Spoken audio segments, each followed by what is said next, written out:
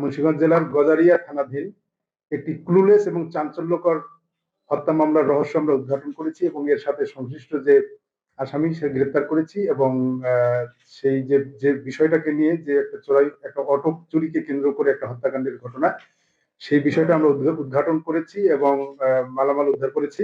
গজারিয়া থানাধীন কাঞ্চন নদীতে, বাউসিয়া ইউনিয়নের কাঞ্চন নদীতে একটি হাত পা বাঁধা একটি মৃতদেহ ভেসে ওঠে।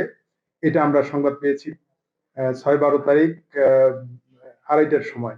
এটা পরে যখন আমরা জানতে পারি যে এই অটো চালক ভিকটিম শাহজালাল প্রতিদিনের মতোই সে 5 তারিখে, অর্থাৎ ঘটনা যে যখন ডেড বডি আমরা পেলাম তার আগের দিনে 5 তারিখে প্রতিদিনের মতো সকাল বেলায় সে তার অটোটা নিয়ে অটো চালানোর উদ্দেশ্যে বের হয়ে যায় 8:30টার সময়।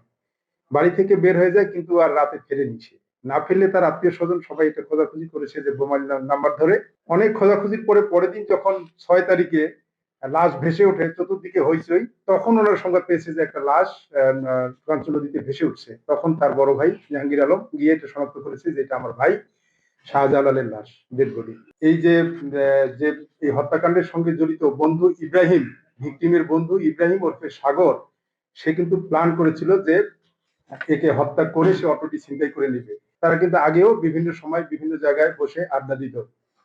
তো এই প্ল্যানটা করেছে সে 5 তারিখে।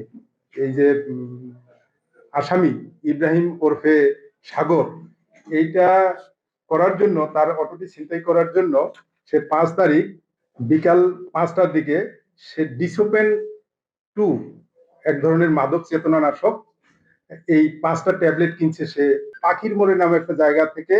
সে একটা স্পিড কিনেছে, খাওয়ার যে স্পিড, এই পানীয় স্পিড কিনে তারা দুইজনে ওই অটোটা নিয়ে কাঞ্চন নদীর পাড়ে চলে গেছে। মধ্য বাউসিয়া কাঞ্চন নদীর পাড়ে চলে যায় সন্ধ্যা 6:10 যাওয়ার পরে আলোচনার এক পর্যায়ে সে একটু হালকা অন্ধকার সময় এই কাঞ্চন নদীর ঘাটলায় বসে সে ওই স্পিডের মধ্যে 5টা ডিসোপেন দিয়ে তাকে প্রথমে চেতনানাশক খাওয়ায় তাকে অচেতন করার চেষ্টা করেছে। এটা খাওয়ার পরে সে অনেক সময় চিল্লাচিল্লি করেছে এবং জ্ঞান যখন হারিয়ে ফেলে, তখন জ্ঞান হারিয়ে ফেলার পরে এই গাড়িতে থাকা দড়ি দিয়ে তার প্রথমে হাত বাঁধে এবং পা বাঁধে, হাত পা বাঁধার পরে তাকে ওই ঘাটলা থেকেই এই কাঞ্চন নদীতে ফেলে দেয়।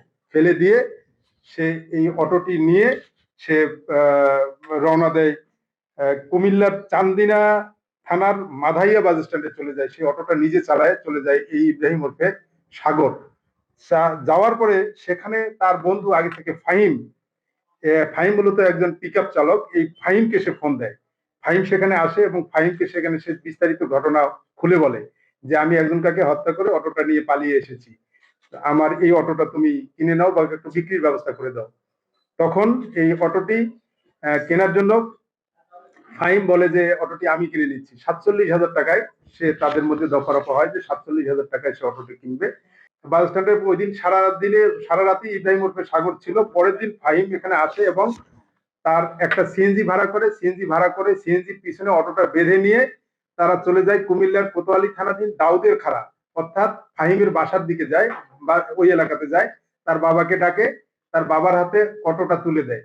তুলে দিয়ে 1,000 টাকা এই ইব্রাহিম ওরফে সাগর, মানে 47,000 টাকায় তার কেনা বন্দোবস্ত হয় এবং 1,000 টাকা তাকে দেয়। দিয়ে তারা অটোটা নিয়ে যায় আর এ আবার বাড়িতে ফেরত আসে। ইব্রাহিম ওরফে সাগর কিন্তু আবার গজারিয়ায় ফেরত আসে। এর পরিবর্তে এরপরে বিভিন্ন কিস্তিতে সে 47,000 টাকা তাকে দেয়। আমরা যদিও কয়েকদিন সময় লাগলো, কিন্তু আমরা চেষ্টা করেছি ঘটনাটার পুরোটা মোটিভ তুলে নিয়ে আসার, যে কি কারণে।